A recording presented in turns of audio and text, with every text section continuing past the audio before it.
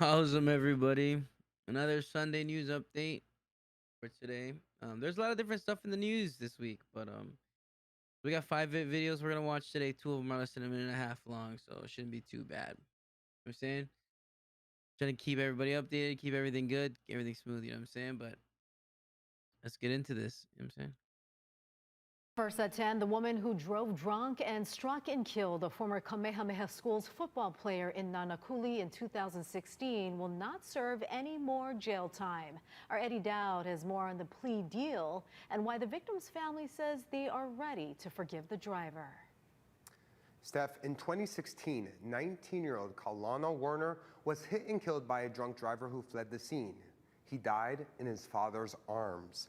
Today, the woman behind the wheel took responsibility for his death 7 years later. This is his beach right here.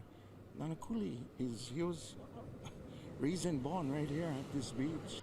Carrying their son's ashes, this is where the Werner Ohana wanted to go after Drink and leaving drive, court bro. Monday That shit's morning. crazy. A 7-year journey Bruh, it's ending catching with Uber. 29-year-old Maisha Armitage pleading guilty. Give your boy All Jay we Sula to wanted call him, saying, was if you ever take out full there, you need responsibility. somebody. In 2019, Armitage I was got you. sentenced to 10 years in prison. How could you? You never looked at us in court. You never gave us a look to say, I'm sorry. That conviction was overturned after an appeals court ruled that police should have sought a warrant before taking the blood test that was used to prove her driving under the influence the night of Warner's death. On Monday, Armitage changed her plea to guilty as part of a deal accepting charges of negligent homicide and an accident involving death or serious bodily injury. In return, she got an 18-month sentence and credit for time served. We can move on.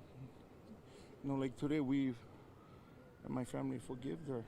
The Werner Ohana have spent the year to sign waving forgive, and holding man. events to Don't raise forget, awareness though. about the penalties for driving drunk. They were also able to get Kaulana's law passed, which extends the maximum sentence for hit-and-run drivers. They say it wasn't until last Bro, month if you that they heard fucking hit Armitage somebody, bro, was ready eat to that make shit. a plea It's, deal bro, and you accept already made full that. responsibility. You know what I'm saying? That We're hearing mistake about was this already moment in made. court where you Why went would you dig out, bro? to hug That's the woman who hit crazy. your son. I mean, can you walk us through that? I just went approach her, and she kind of met me while I was approaching her, and I just grabbed her and we, cried, and the feeling that I got what she was, it was deep down that, I know she was sorry for what she did. And on Monday evening, as the sun set, they told us they felt Kaulana's spirit more powerful than ever. Armitage also received 5 years of probation and is banned from driving and drinking alcohol.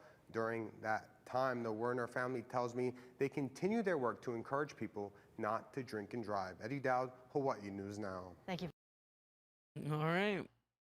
So yeah, like I said, don't drink and drive, bro. That shit's crazy. There's no need to drink and drive ever. You know what I'm saying? Like, never.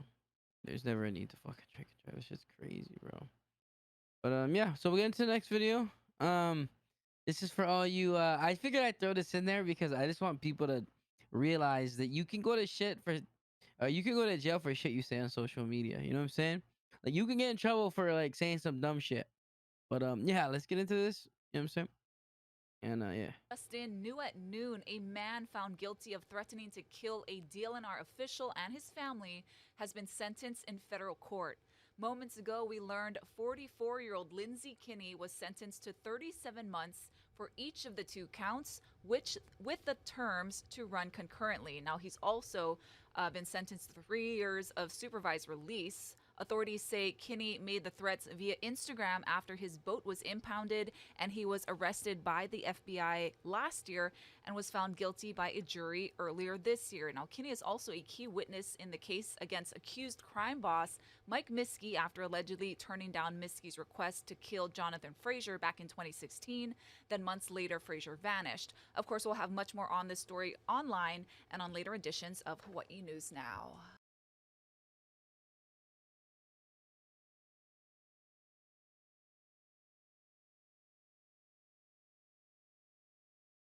Yeah, so I'll keep you guys updated on this story. But yeah, he threatened. You know what I'm saying? He threatened that man and his family, and he got locked the fuck down. You know what I'm saying? He's about to go to jail. I mean, I don't know what to tell you, bro. You know what I'm saying? Not much I can tell you, but we'll get into this third one. Like I said, we're gonna go through these real quick because they're not really too crazy of topics, but they're just cool, interesting little bits. You know what I'm saying? So yeah, well, let's go.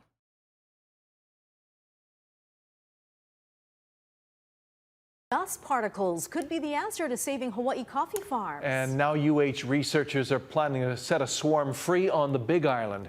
Tens of thousands of Phimasticus coffea are currently being bred in a lab before a release planned for September in Ka'u. The goal to kill the invasive coffee berry borer beetle. Nearly 50 experiments show the wasps specifically target that bug. Researchers say this population control method is up to 50% more effective than insecticides. It'll come and sit on the back of the beetle, and it'll insert its stinger into the body of the beetle between the wings and lay eggs into it. And then the eggs hatch, and the larvae of the wasp eat the inside of the beetle and kill it. If the wasps are effective in Ka'u, researchers plan to do more releases in Kona, Waialua, on Oahu, and Maui. The U.S. Department of Agriculture is funding about $750,000 for the project. Awesome, dude. Wasps, bro.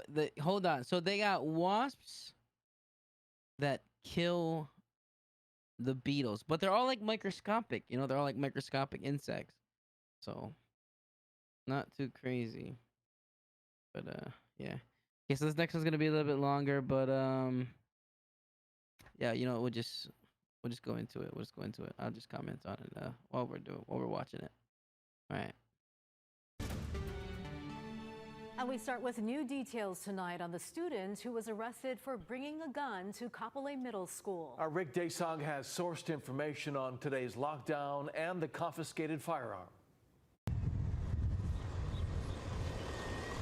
Sources say the student brought a Tech 9 9mm Luger to Kapolei Middle School Tech and showed 9? it to his friends. No they also shot. Say he brought a clip capable of carrying 30 rounds. I cannot overemphasize Man had how the Stoli extremely for real. lucky and how grateful we are that no students or staff members were injured today. The student was arrested, and the campus went on lockdown from 8:30 in the morning to 9:50. Law enforcement officials credit a fellow student who saw the weapon and reported it to campus security immediately. Kudos to that kid for doing the right thing and saying something. You know, we have our motto, you know, you see something and you say something. So once again, you know, to me, that kid's a hero. Gun violence at mainland schools have put Hawaii school officials and law At enforcement least give him like on high a alert for ride in the situations truck with like the lights this. on, What or we have noticed is there has been an increase in juvenile uses of firearms. In the middle of last year, there was an individual or student that brought a firearm to an elementary school or middle school on the North Shore. what the? And it's not just the schools on the edge. American Idol winner E.M. Tongi's homecoming last week at Turtle Bay was marred by this viral Instagram post showing a gun smuggled into the concert attended by both the mayor Ugly and the ass governor. gun. Under the city's new sensitive places law, no guns are allowed at large public gatherings, such as Monday's lantern floating ceremony at Ala Moana Beach Park. But even the mayor conceded that they can't check everyone for weapons. So while we're not going to try to check bags in anticipation of a crowd definitely greater than 40,000, and I don't want to even guess how much more there could be, if something like that were to happen again, that person will be dealt with accordingly. Rick Daysog, Hawaii News Now. So y'all finna go down to that lantern ceremony or what? I think that's tomorrow. Well, when I upload this video, it's past 12. So it's today, later on today. I give you guys the times and whatnot at the end of the video. You know what I'm saying? We'll do a little bit of research. Just for the folk that want to go. You know what I'm saying? So this is going to be our last one here.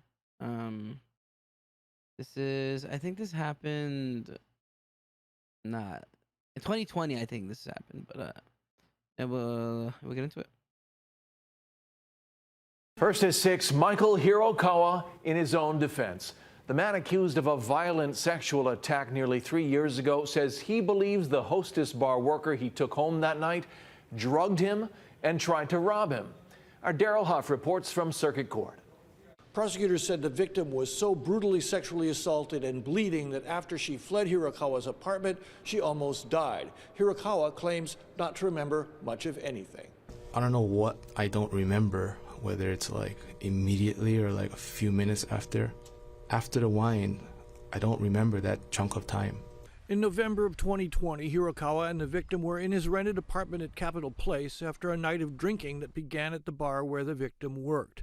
Hirakawa said after the wine he did remember snapshots, like her holding his pants containing a pocket full of cash and some uncontrollable feelings. And you're saying feel in your snapshot the need to fight for your life? It's as best as I could describe that feeling. I don't know what it was from. It's just the feeling I had. I was trapped, you know. And in this fight for your life, you decide to get naked? He denies remembering any sexual activity or Like, assault, but claimed his head Hell was no. slammed against a wall. I don't even know if it's a wall. It's a. I was could've fighting been for a- my I don't life. know, a When you flat put your cock surface. out, like, I just stop it, see bro. myself hitting a wall. Okay, describe it as best as you can. That's as best as I can. It's a. That's all you got? Yes. Under cross-examination, the prosecutor suggested it made no sense for the woman to rob him when there were so many witnesses and surveillance video. Would you agree that it would have been impossible for her to get away with stealing from you that night? I wouldn't agree with that. Hirakawa did agree that there's no question he caused the near-fatal injuries, but unintentionally because of LSD and Ambien his attorney claimed were slipped in his wine.